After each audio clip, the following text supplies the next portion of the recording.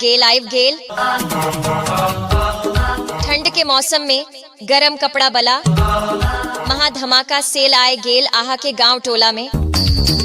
गरम कपड़ा बेचनिहार आइव गेल आहा के मोहल्ला में।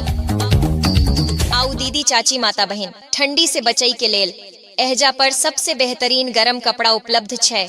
आउ देखू पसंद करू आ बढ़िया लगई ताकिन के लजाऊं।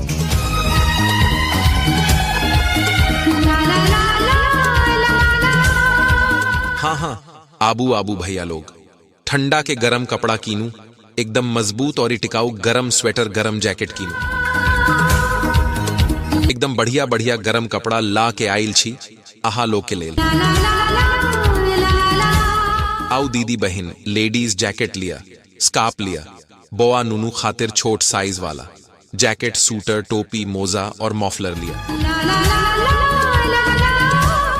हाँ, आबू आबू दीदी काकी सब ठंडा के गरम कपड़ा कीनू, एकदम मजबूत और टिकाऊ गरम स्वेटर आ गरम जैकेट कीनू। एकदम बढ़िया बढ़िया गरम कपड़ा ला के आयल छी आहा लोग के लेल। आउ दीदी बहन लेडीज जैकेट लिया, स्कार्फ लिया, बोआ नूनू खातिर छोट साइज वाला जैकेट, सूटर, टोपी, मोजा और मॉफलर लिया। जेंट्स आ लेडीज खातिर फैंसी ऊनी स्वेटर छे, जैकेट छे, टोपी, दस्ताना, रंग बिरंगा मोजा रखने छी। शाल, चादर और मॉफलर सब कुछ एहजा भेंटत। आउ भैया लोग, आहो लोग के लेल बढ़िया सूटर, टोपी, मोजा, मॉफलर और दस्ताना सेहो उपलब्ध छे। झाड़क लेल गरम कपड़ा कीनू, बहुत गरम स्वेटर आ जैकेट कीनू। हाँ, आबू आबू भैया लोग, ठंडा के गरम कपड़ा कीनू, एकदम गरम स्वेटर और जैकेट कीनू। एकदम बढ़िया बढ़िया झाड़क दूर भगावा लेल गरम कपड़ा ला के आयल छी आहा लोग के लेल। आउ दीदी बहन लेडीज जैकेट, स्कार्फ, बुआ नूनू खातिर छोट साइज वाला सूटर, टोपी, मोजा और मफलर लिया। आइव गेल झाड़ वाला गरम कपड़ा आए गेल आहा सबक टोला में। आबू आबू भैया लोग, एहजा सब प्रकारक गरम कपड़ा मिली। ठंडी से बचाव खातिर जेंट्स लेडीज खातिर स्वेटर से लेकर मॉफलर तक सब कुछ ई गाड़ी पर एहजा उपलब्ध है।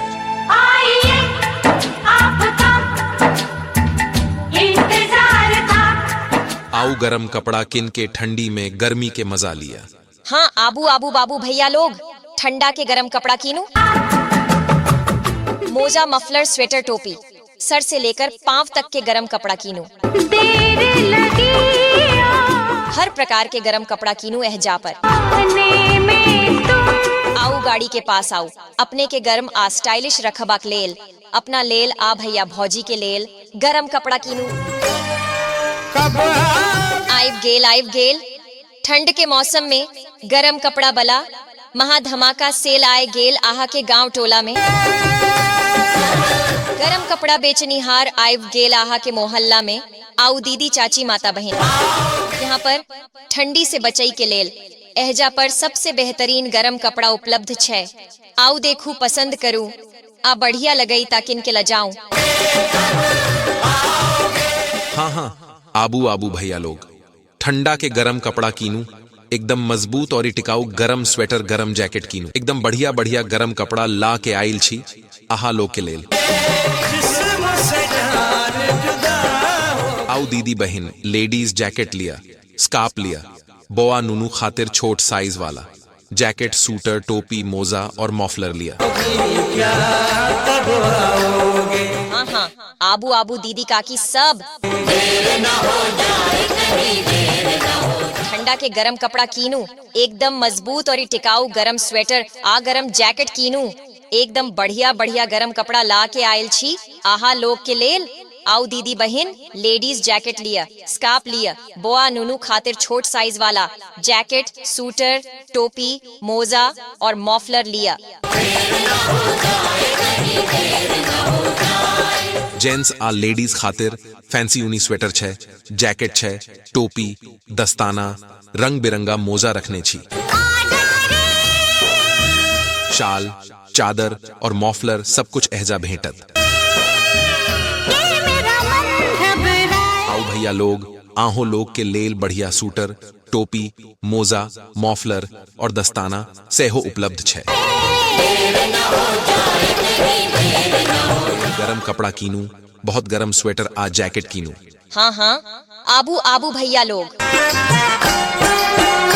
ठंडा के गरम कपड़ा कीनू, एकदम गरम स्वेटर और जैकेट कीनू, एकदम बढ़िया बढ़िया झाड़क दूर भगावा लेल गरम कपड़ा ला के आयल छी आहा लोग के लेल। आओ दीदी बहन लेडीज जैकेट, स्कार्फ, बुआ नूनू खातिर छोट साइज वाला सूटर, टोपी, मोजा और मफलर लिया।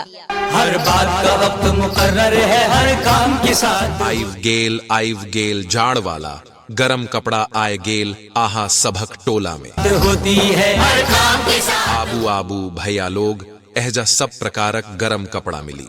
ठंडी से बचाव खातिर जेंट्स लेडीज खातिर स्वेटर से लेकर मॉफलर तक सब कुछ ई गाड़ी पर एहजा उपलब्ध छे। हर वक्त गया तो आओ गरम कपड़ा किन के ठंडी में गर्मी के मजा लिया। गई बस वक्त की कीमत हो। हाँ आबू आबू बाबू भैया लोग ठंडा के गरम कपड़ा कीनू, मोजा, मफलर, स्वेटर, टोपी, सर से लेकर पांव तक के गरम कपड़ा कीनू, हर प्रकार के गरम कपड़ा कीनू एहजा पर। आओ गाड़ी के पास आओ, अपने के गरम आ स्टाइलिश रखबाक लेल, अपना लेल आ भैया भौजी के लेल गरम कपड़ा कीनू।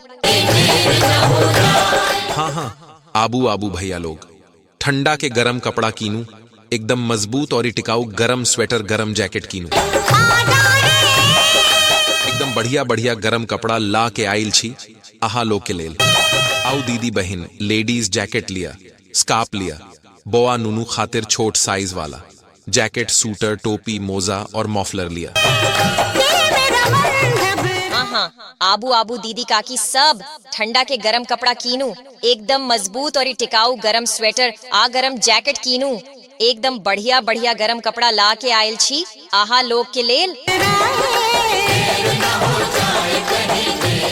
आओ दीदी बहन लेडीज जैकेट लिया, स्कार्फ लिया, बोआ नूनू खातिर छोट साइज वाला जैकेट, सूटर, टोपी, मोजा और मॉफलर लिया। जेंट्स आ लेडीज खातिर फैंसी ऊनी स्वेटर छे, जैकेट छे, टोपी, दस्ताना, रंग बिरंगा मोजा रखने छी, शाल, चादर और मॉफलर सब कुछ एहजा भेंटत।